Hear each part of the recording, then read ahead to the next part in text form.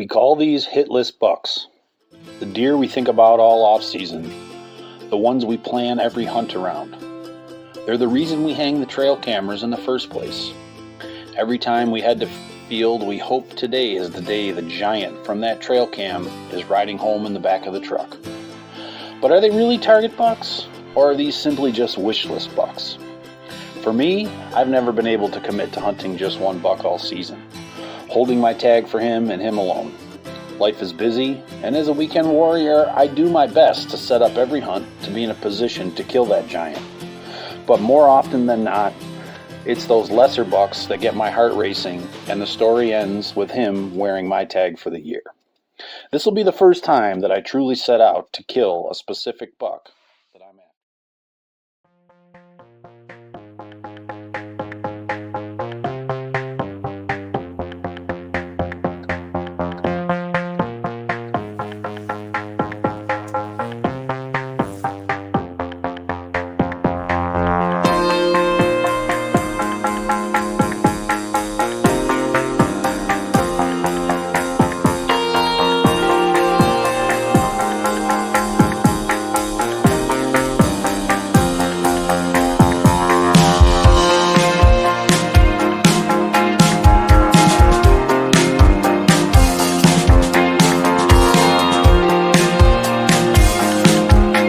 Starts on an afternoon.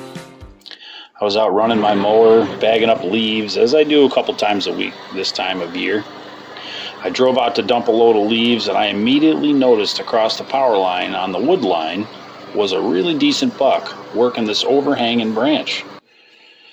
I grabbed my phone and I tried to get some footage of him without turning off the tractor and continuing to drive like normal, because clearly he was not fazed by the sound of my mower just 125 yards away.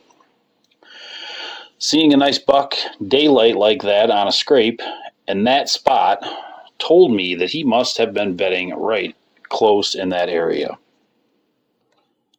And I started making plans on how to get after him. Well, here we are. Yesterday was the day I got eyes on my first shooter buck. We got a plan right now to go in after him. See if we can get in the woods. The rain's going to quit before dark, so we're trying to race home. The conditions are perfect. If that rain quits, that buck's going to come check that scrape again. That's exactly what he's going to do, and that rain is going to quit before dark. So I want to get in there. The wind is the same as it was yesterday. You don't see a big buck like that doing something for no reason. It's 47. Yesterday was 52. So maybe he'll get moving a little bit sooner. Who knows? I'm going in there. I'm going to bring a camera. I may turn it on. I really just want to kill this thing. The rain's going to make him want to check that scrape tonight. And who knows what tomorrow brings. Excited.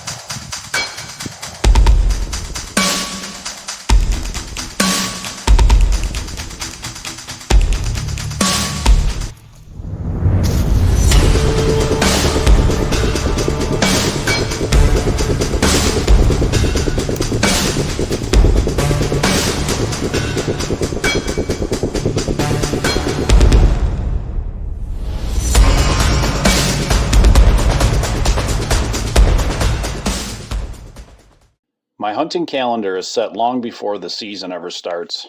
So even though I wanted to keep after that buck, I already had plans to head to camp with the family. Fall is everyone's favorite time at camp, so we packed up, we headed down for some quality family time, and of course, a little bit of deer hunting too. Because of what I've learned about wind and thermals, I've focused the last couple years on major terrain features, finding the steepest points and the places where deer are forced to cross. Setting up with a steep bluff beside you can help ensure consistent thermals pulling your scent, and hopefully create a money spot for a buck cruising during the rut.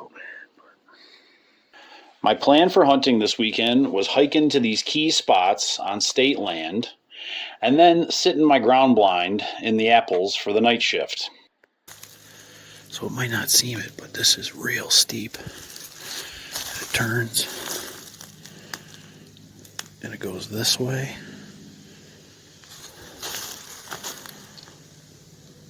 And it also goes that way.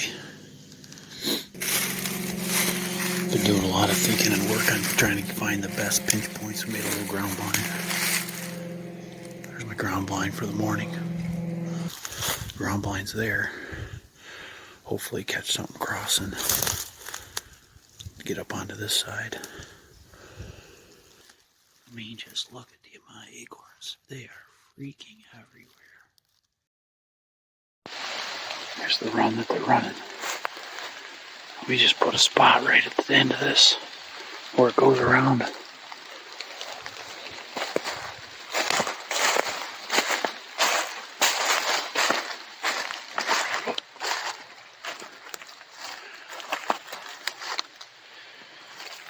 Yeah, it's nice and fresh.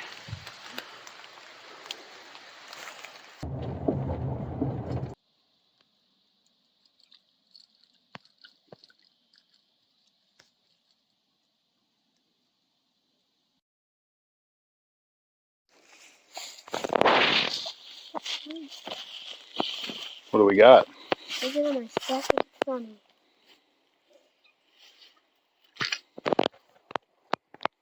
That looks like a perch. That is bigger. Spikier means it's bigger. My little hands.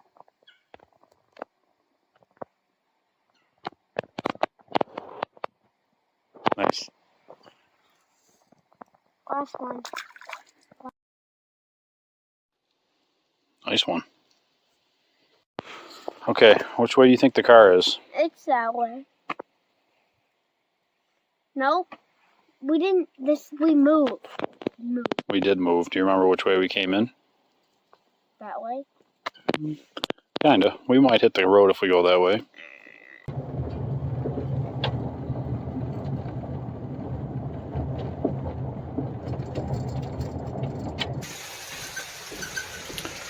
We're just gonna go hang a camera here real quick.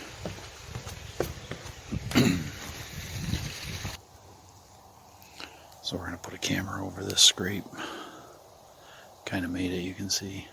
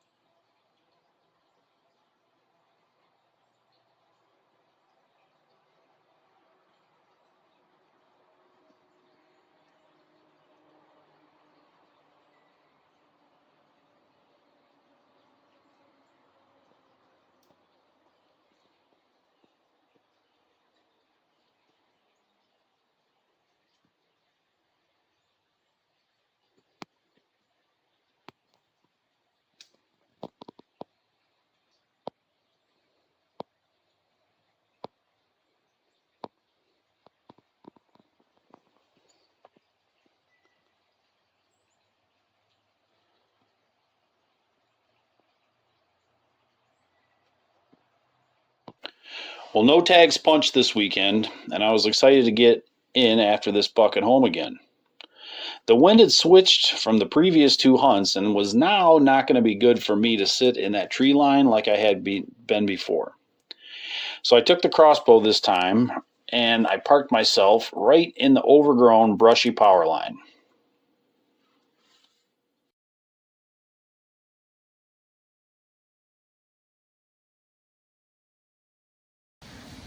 Just in after this buck again. Been hunting the same spot, but I just keep shifting depending on the wind. Today the wind is perfect for him, coming out of his bed where I think he will be. So if that's the case, I got a tarsal gland right in line of this trail. So hopefully he'll get a little sniff of that and come down and get a little aggressive. When it gets a little closer to dark, I'm gonna rattle, grunt, make some noise, see if it can get him to come out. This hunt would have gone down all on film. Like always, something seems to go wrong at game time. This time, my camera stand slipped off my backpack deep on state land the day before, and I did not realize it until the way later, and it was too late for me to go back for it. All right, time check, 4:47 a.m. Here's the scoop. Last night, at just about closing time, heard this buck I've been after. Heard something in the tree line, kind of where I was sitting a couple nights before, but I had to move into the brush because of the wind. I was 10 yards down on the ground, and I had a tarsal gland out right in line with where that buck was going. That wind was perfect to go right down that hedgerow line, right like he wanted. So I grunted a few times and shook the tree behind me. Grunted a couple more times, shook the tree behind me, put everything down, and just got up and ready. And I would say within 3 minutes, he just slipped right in there, real cautiously. Gave me a front quartering 2-shot. Ran. I jumped up and kind of ran to follow him as much as I could to see where he went. I found my arrow.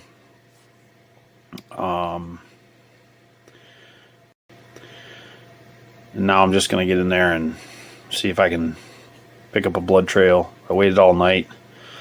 I'm thinking he's dead, but, even if I only got one lung or just kind of nicked a lung or something like that, it might take a little bit. So I backed out, and we're just going to wait.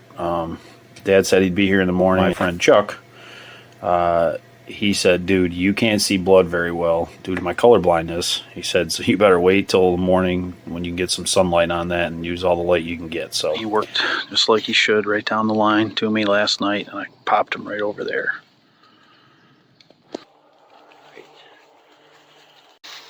Yes. Nice. Here, take this. See if we can find some blood along the way.